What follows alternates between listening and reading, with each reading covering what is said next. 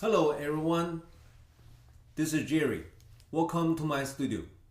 Today I'm going to show you how to paint this very beautiful oil painting step by step.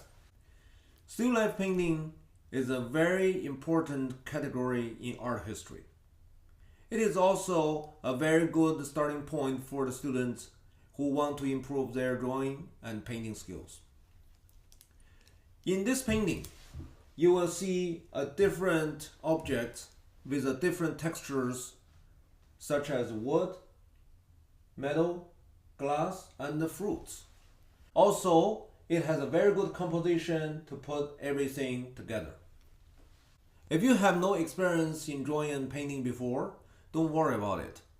I'm sure you also can finish it successfully as long as you followed each single steps in this course.